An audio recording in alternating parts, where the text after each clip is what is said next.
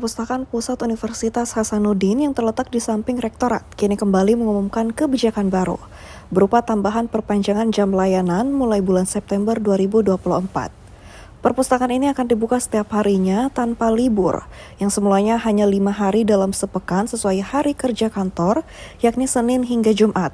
Namun, kini dilakukan penambahan hari dan jam layanan di hari Sabtu dan Minggu.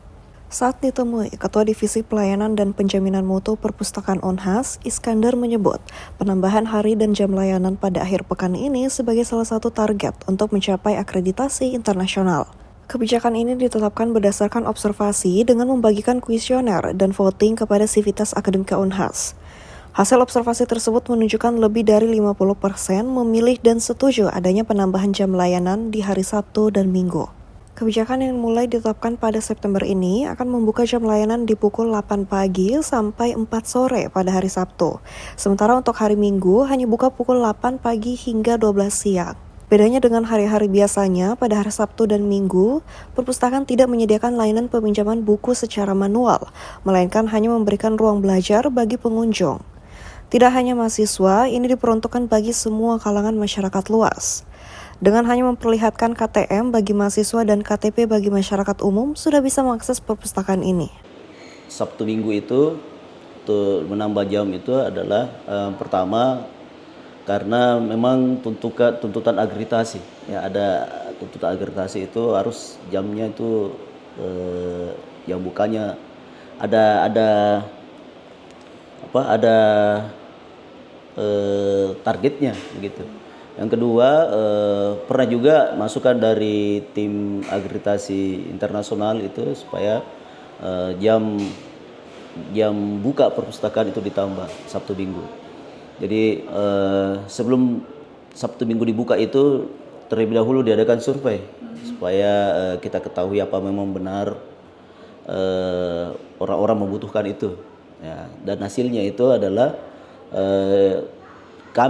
saya sebagai tim layanan, kadif layanan itu yang mengolahnya, dan memang rata-rata ya hampir 60% itu pemustaka itu mahasiswa itu buka untuk Sabtu Minggu. Oh, berarti ini kuesionernya dulu sama surveinya itu ditujukan kepada mahasiswa yang disebar, Pak? Iya, jadi kami tujukan kepada semua sivitas akademika. Itu baik. Dulu waktu penyebaran kuesioner itu sejak kapan dan berapa lama? Ya, kami itu hampir sekitar 3 bulan. Jadi kita buat, ada tim dari IT itu membuat barcode-nya ya, QR ya, barcode itu, kemudian mereka sebarkan itu ke mahasiswa. Dan saya sebagai tim layanan kemudian mengolah datanya itu sehingga kita ketahui bahwa memang mereka butuh untuk penambahan jam di Sabtu Minggu.